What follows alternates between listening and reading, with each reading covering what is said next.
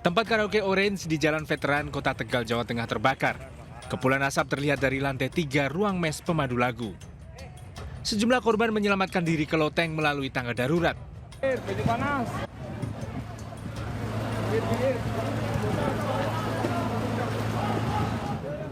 Evakuasi korban dilakukan menggunakan mobil kren.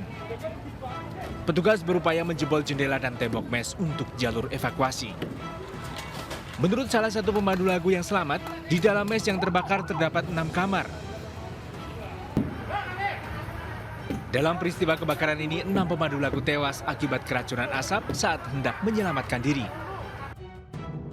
Sementara 9 orang lainnya termasuk 1 orang pegawai disub yang melakukan penyelamatan mengalami sesak nafas. Mereka semuanya dievakuasi ke RSUD Kardinah, Kota Tegal.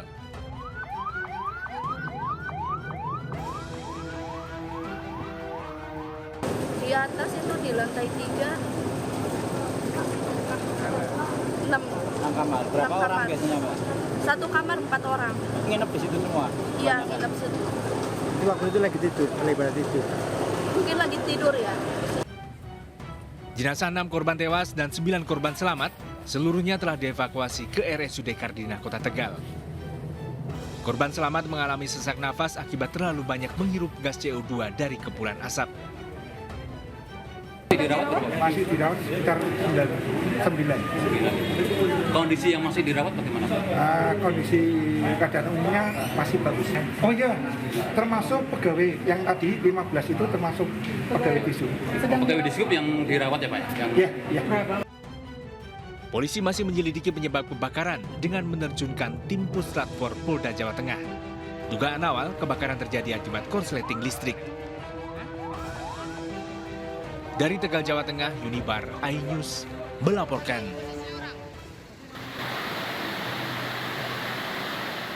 Debit air terjun Bantimurung di Kabupaten Maros, Sulawesi Selatan meningkat pasca kawasan ini diguyur hujan deras beberapa hari terakhir.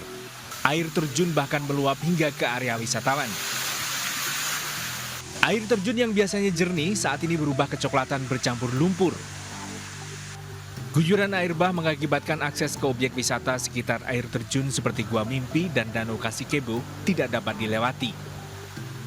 Meski terlihat membahayakan wisatawan, namun tempat wisata air terjun Bantimurung tetap dibuka untuk umum.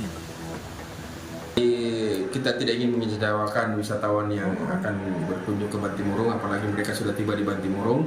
Kita tetap memberikan pelayanan, kita memperbolehkan kepada wisatawan untuk melakukan foto-foto bersama di beberapa tempat, khususnya spot air terjun.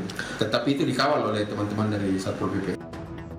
Sementara itu, objek wisata Dermaga Danau Kerinci yang biasanya ramai dikunjungi warga saat ini tutup karena terendam banjir luapan Danau Kerinci sejak beberapa hari lalu.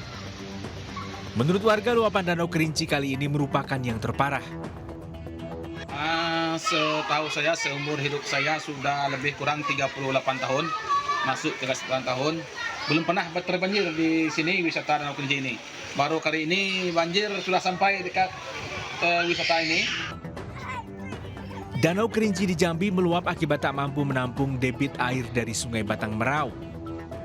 Selain merendam objek wisata Dermaga Danau Kerinci, luapan Danau Kerinci juga merendam ratusan rumah warga di pinggir Danau Kerinci. Tim kontributor iNews melaporkan. 6 jenazah pemandu karaoke yang tewas akibat kebakaran telah diambil keluarga. Isak tangis mengiringi pemakaman jenazah korban yang menjadi tulang punggung keluarga. 6 pemandu lagu tewas akibat keracunan asap saat hendak menyelamatkan diri.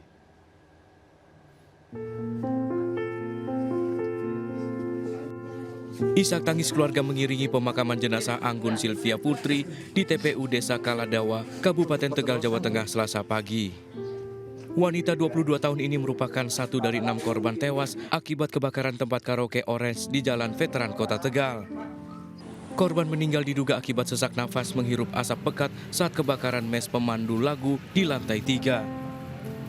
Sangat baik dan ikut membantu kebutuhan keluarga ya. Lalu itu rumah Ibu Suheni, ibunya itu mau disita buang, mau dilelang aja itu, ini si Anggun yang nebus yang apa.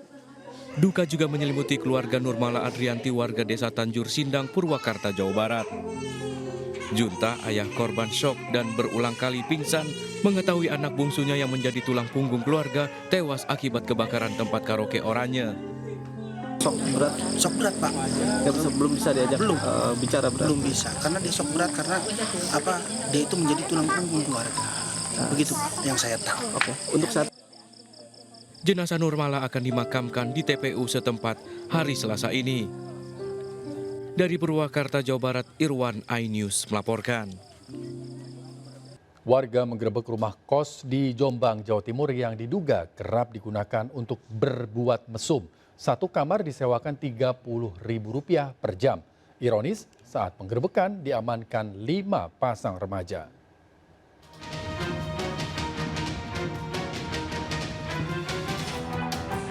Warga bersama aparat desa menggerebek sejumlah rumah kos yang diduga kerap digunakan untuk mesum di desa Jogoloyo, Sumobito, Kabupaten Jombang, Jawa Timur, Senin siang. Lantaran terkunci, warga pun terpaksa menyelinap masuk melalui jendela. Hasilnya ditemukan sejumlah remaja berbuat mesum di dalam kamar. Dari lokasi, warga juga menemukan sejumlah alat kontrasepsi. 5 orang pasangan mesum diamankan, salah satunya masih duduk di bangku SMP. Warga mengaku curiga dengan aktivitas para pasangan muda-mudi yang kerap terlihat keluar masuk di sejumlah rumah yang ada di tengah sawah. Dari buku tamu per jamnya 30.000. ini udah lama atau gimana Pak? Setahu kita itu ya sekitar bulan sekitar 1 bulan lah. Yang di bawah umur itu gak dua. Satu pasangan di bawah umur masih SMP itu. Selain mengamankan 5 pasangan remaja, warga juga mengamankan seorang pengelola yang menyewakan kamar kos untuk berbuat mesum. Dari Jombang, Jawa Timur, Mukhtar Bagus, iNews melaporkan. Hilang kendali saat melaju kencang, mobil menghantam tiang listrik di pinggir jalan di Bojonegoro, Jawa Timur. Mobil oleng diduga akibat kondisi jalan yang bergelombang.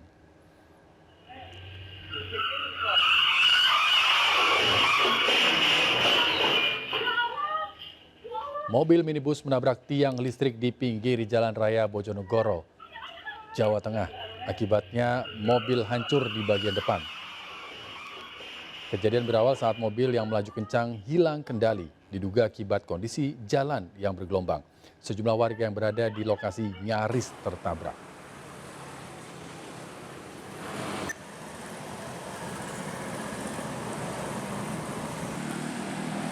Lebih dari 2 bulan buron, pelaku KDRT di Tangerang, Banten diamankan petugas di Guangzhou, Cina. Pelaku sempat melarikan diri ke Singapura. Akibat penganiayaan, sang istri mengalami luka lebam di bagian mata dan sempat dirawat di rumah sakit.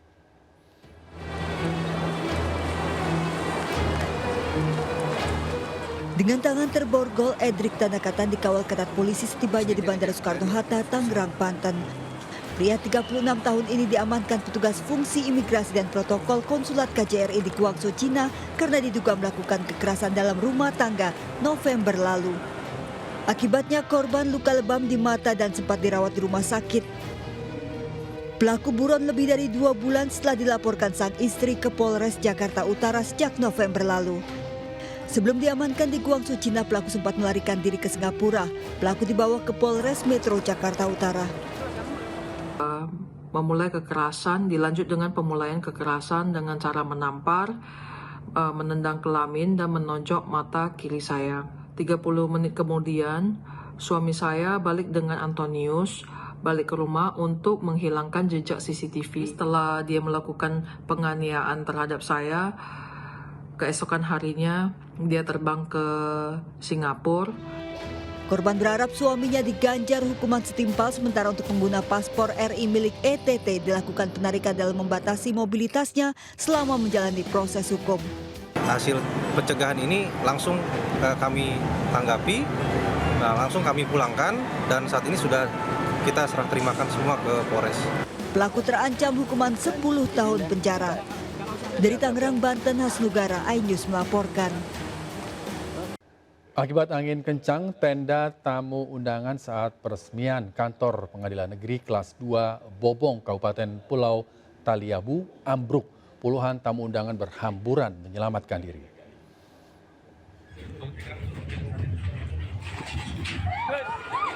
Insiden ini terjadi saat tamu undangan menghadiri peresmian kantor baru Pengadilan Negeri Kelas 2 Bobong, Kabupaten Pulau Taliabu, Maluku Utara.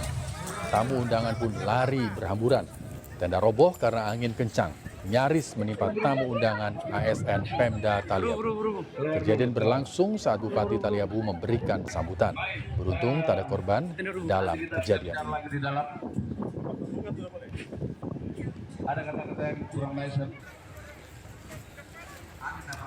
Pemirsa, Sekda Kabupaten Takalar, Sulawesi Selatan diduga mengkampanyekan salah satu paslon Capres-Cawapres di hadapan ratusan guru.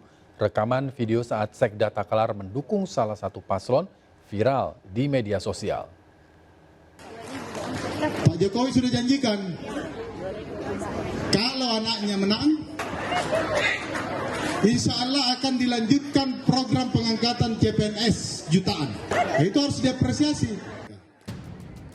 Pernyataan Sekda Takalar Hasbi di depan ratusan guru di Takalar, Sulawesi Selatan ini viral di media sosial. Pidatonya diduga mengarahkan memilih salah satu paslon Capres-Cawapres dengan menyebutkan janji Presiden Joko Widodo yang akan mengangkat tenaga PNS jika paslon tertentu menang. Sekda Takalar membantah mengarahkan dukungan pada salah satu paslon dan hanya khawatir banyak tenaga honorer yang belum diangkat PNS karena kemampuan daerah mengangkat PNS masih minim.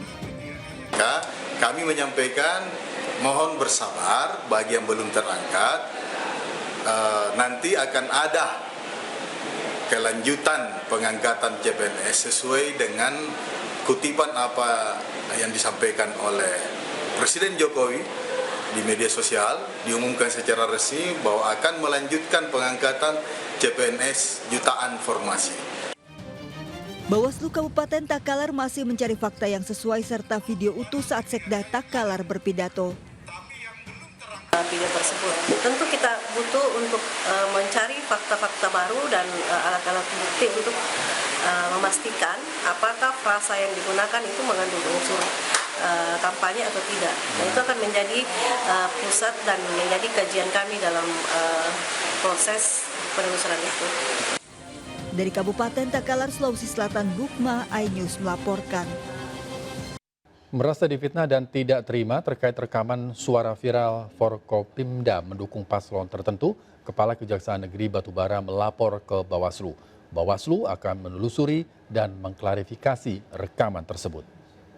Untuk kepala desa, ini langsung aja kita diarahkan ke 02, itu dulu yang pertama. Tidak ada cerita lain, tidak ada cerita alasan apapun menangkan 02 di desa masing-masing.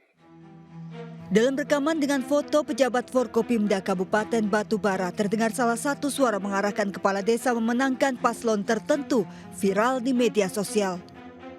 Rekaman berdurasi 2 menit 35 detik tersebar dan menjadi polemik terhadap netralitas aparat. Selain meminta keterangan para pejabat Forkopimda, Bawaslu Kabupaten Batubara mengambil 3 rekaman suara untuk mencocokkan dengan rekaman yang beredar, yakni Kapolres Batubara, Kajari Batubara, dan Dandim 0208 Asahan. Yang pertama, kami Bawaslu Kabupaten Batubara kapasitasnya tentu masih menelusuri dan mendalami hasil karena kita sudah meminta bukti rekaman suara dari masing-masing yang dilakukan klarifikasi atau informasi yang diminta dari mereka. Sementara Kepala Kejari Batubara telah membuat laporan dugaan fitnah dan membantah rekaman suara tersebut. Ya, hari ini saya membuat laporan ke Bawaslu. Untuk tindakan selanjutnya kita tunggu proses dari Bawaslu. Demikian, habis ini saya mau ke Polres lagi. Perkara ini akan diproses 14 hari ke depan dan akan dilakukan rapat pleno internal Bawaslu Kabupaten Batubara. Tim kontributor iNews melaporkan. Pemirsa, Capres Partai Perindo Ganjar Pranowo menginap di rumah warga di Karanganyar, Jawa Tengah. Ganjar berdialog untuk menyerap aspirasi warga. Pagi hari, Ganjar menyapa pendukungnya sambil berolahraga.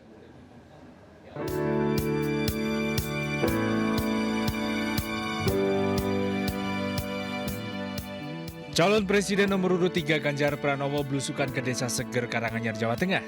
Kedatangan Ganjar disambut ratusan warga yang telah menunggunya. Meski turun rintik hujan, namun antusiasme warga tidak surut menyambut kedatangan Ganjar. Sebelum menginap di salah satu rumah warga, Ganjar mengadakan dialog bersama warga untuk menyerap beragam aspirasi. Usai berdialog dengan warga, Ganjar menginap di rumah warga yang juga tempat berlatih kesenian tradisional. Pada saat Ganjar menjabat sebagai Gubernur Jawa Tengah melalui Banprov 2022, memberikan bantuan seperangkat gamelan Jawa. Pagi hari usai menginap di rumah warga, sambil berolahraga Ganjar menyapa warga sekitar. Hangatnya sambutan warga menandakan bahwa Ganjar mencintai dan dicintai rakyatnya. Ganjar juga menyempatkan mengunjungi pasar Kalibening untuk membeli makanan tradisional. Kegiatan Ganjar di Karanganyar mendapatkan sambutan antusias warga. Ganjar yakin dirinya mendapatkan dukungan maksimal dari warga Karanganyar. Dari Kabupaten Karanganyar, Jawa Tengah, Ismalia dan Pandu Priyo Aji, iNews melaporkan. Calon Presiden Anies Baswedan menyapa masyarakat Indonesia Timur di Ambon, Maluku. Dalam dialog dengan pendukungnya, Anies menekankan pentingnya pendidikan dan kesehatan murah. Para pendukung dan simpatisan Capres Anies Baswedan memadati Gedung Islamic Center Ambon. Dalam diskusi dengan warga, Anies berbicara tentang pendidikan dan kesehatan murah yang menjadi prioritas utama mereka jika terpilih. Anies juga menyampaikan program Lumbung Ikan Nasional yang kini tak lagi menjadi isu utama pemerintah pusat. Selama berada di Ambon, Anies berkampanye di 3 titik, yakni di Pantai Baby, Gedung Severius, dan Islamic Center. Terima kasih Anda masih bersama kami. Pemirsa, kenaikan tarif pajak hiburan 40 hingga 75% dikeluhkan pelaku usaha hiburan termasuk Inul Daratista, pemilik tempat karaoke. Kenaikan pajak ini dinilai akan mematikan dunia usaha pasca pandemi. Artis Inul Daratista, pemilik tempat karaoke, keberatan dengan kenaikan pajak hiburan sebesar 40 hingga 75%. Belakangan ini tempat karaoke-nya sepi pengunjung. Inul khawatir kenaikan pajak akan membuat tempat usahanya gulung tikar dan terpaksa memberhentikan sejumlah karyawannya. Banyak. Tapi ini karaoke keluarga bersih. Namun ruangan saya segini besarnya, tapi yang isi hari Sabtu cuma 2-3. Saya kasih semuanya karena saya pajaknya terlalu tinggi, nggak bisa bayar. Selesai sudah karyawan saya juga semuanya. Tapi bukan saya aja. Mungkin teman-teman saya karaoke yang lain juga akan sama nasibnya seperti saya. Tapi juga tolong undang-undang ini dikaji ulang lagi. Senada dengan Inul, pengacara sekaligus pengusaha hiburan Hotman Paris juga keberatan dengan kenaikan pajak hiburan. Merespon kenaikan pajak hiburan ini, Kementerian Pariwisata dan Ekonomi Kreatif memastikan akan menampung semua masukan dan menyuarakan keluhan masyarakat atas kebijakan ini. Ini nggak sehat, nggak kondusif. Jadi harus dicari sebuah titik equilibrium di mana mereka bisa berusaha, tetap membuka lapangan kerja, tapi juga membayar komitmen terhadap penerimaan negara. Mas, berarti dengan judicial review tadi masih bisa ada kemungkinan? Kita tunggu hasilnya. Jadi jangan kita berprasangka atau mengantisipasi keputusan hukum. Kebijakan kenaikan tarif pajak hiburan ini tertuang dalam Undang-Undang Nomor 1 Tahun 2022, merupakan turunan dari Undang-Undang Cipta Kerja atau Omnibus Law. Besarnya kenaikan ini dikeluhkan pelaku usaha hiburan karena dinilai akan mematikan dunia usaha pasca pandemi. Tim Liputan iNews melaporkan. Pemirsa, seorang nenek di Boyolali, Jawa Tengah menjadi korban perampokan dan penculikan saat hendak membeli bubur. Saat beraksi, pelaku berpura-pura menanyakan alamat lalu memaksa korban masuk ke mobil. Korban sempat dianiaya pelaku lantaran berteriak minta tolong. Setelah kalung dan gelang emasnya dirampas, korban diturunkan di tengah jalan.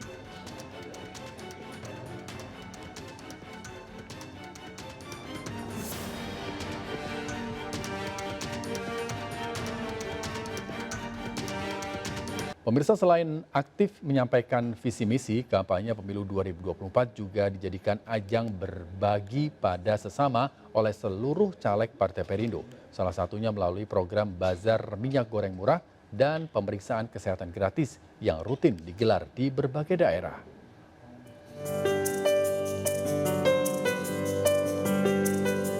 Caleg DPR RI Dapil DKI Jakarta II Partai Perindo, Liliana Tanusudibyo, kembali menyapa masyarakat melalui program Bazar Minyak Goreng Murah dan pengecekan kesehatan gratis di RT 12 RW 1 Kelurahan Pejaten Timur, Kecamatan Pasar Minggu, Jakarta Selatan. Bersama caleg Partai Perindo lainnya, Liliana membagikan 500 paket minyak goreng murah yang dijual seharga Rp5.000 per liternya. Sedangkan untuk pengecekan kesehatan gratis, masyarakat dilayani memeriksakan kadar gula darah, kolesterol, asam urat, dan tekanan darah. Mereka sangat senang karena kita peduli sama mereka, karena kepedulian itu memberikan satu semangat buat mereka, memberikan satu harapan, memberikan satu kegotong royongan gitu. Jadi membuat mereka lebih happy gitu. Warga Pejaten juga senang dapat bertemu langsung dengan Liliana Tanusudibyo yang dikenal memiliki kepedulian terhadap masyarakat. Alhamdulillah, senang banget Bu.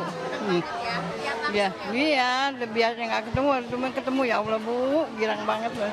Selama ini saya turun ke warga, mereka memang warga ingin sekali berkenalan dengan Ibu Liliana. Bagaimana sih sosok Ibu Liliana yang mereka sudah mendengar, yang sangat peduli, terutama untuk perempuan dan anak gitu loh. Jadi mereka sangat senang sekali bisa langsung bertemu dengan Bu Liliana.